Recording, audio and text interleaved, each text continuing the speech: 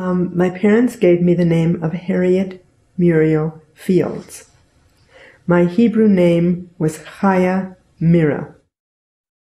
I had a girlfriend. She was very adventuresome, and she loved men. She was very gorgeous, and every time I went any place, all the men would travel, and they'd, spin around her. So there was an event. It was called the Jewish Singles Hiking Club, and it was Christmas Day, 1993, and it was in Tilden Park. And so I said to Susanna, "You want to go?" I said, "I'm not interested, but I'll go with you. I'm sure you'll find lots of men." So we went. And there were the men just buzzing around her like she was Scarlett O'Hara. "Oh, can I have your phone number? Can I have your phone number? Here's my card. Here's my card." And I felt like a wallflower standing in the background sucking my thumb because nobody talked to me. Everybody was so much younger than I was, and they were younger even than my own children.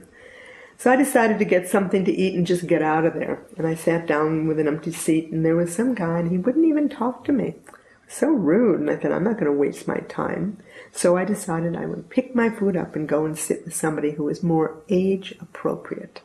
And there he was, Bernie Friedman, the sweetest man I'd ever met. He was much older than me and very conventional.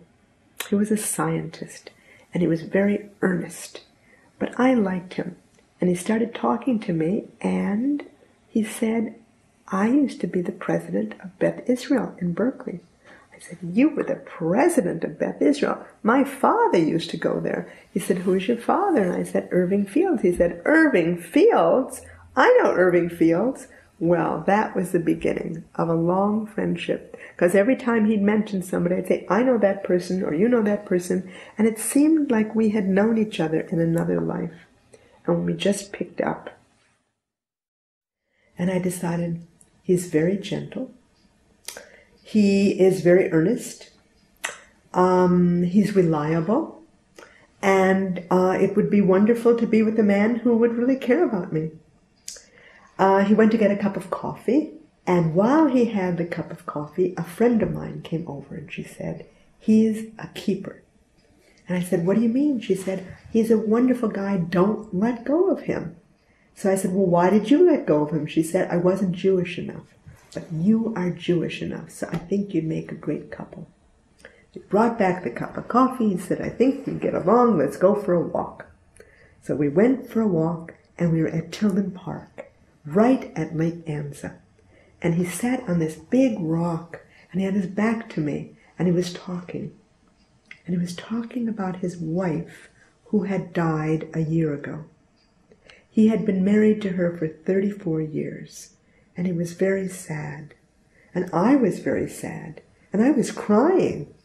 And then he turned around and he said, "Why are you crying?" I said, "People don't talk like this on a first date. This isn't even a first date. This is very intimate."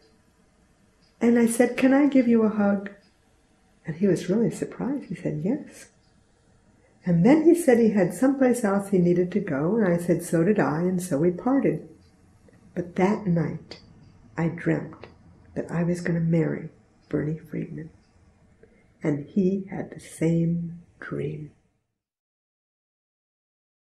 Bernie had told me many years later that he did not want to go to that Jewish Singles Hiking Club because he knew that all the women would be too young. But a voice was talking to him. And later on he told me it was his dead wife's voice. And she said, "Bernie, you must go to that place because you're going to meet someone and you're going to be in love with her and you're going to get married." So he followed that voice. And the next year I decided that I was going to do a Simchat Chochmah. And there's a lot of components to this. It's celebrating my Jewishness, celebrating my being a woman, celebrating my making the transition. I was taking a new name. But I really wanted to take the name of Miriam, because Miriam had been my heroine. Miriam was a sister of Moses, and she was a prophetess and a seer, and she saved his life. So I wanted to take the name of Miriam. But the people who were running the show at the temple treated me as if I was a 12-year-old child going into my 13th year. They treated me as if I were a bat mitzvah, and I was not. There were two men, the cantor and the rabbi, and I was very upset because, and while I was on the bima, ready to read the Torah, they told me I couldn't read a certain part that I'd practiced because they had to be closed by 9:30. And I was so upset when it came time to read Torah that I couldn't read it, and the cantor read it for me. I was very insulted and very hurt. So it was a very unsatisfying experience. So I talked to my friend Judy Montell. I said, Judy, we have to make a movie about this.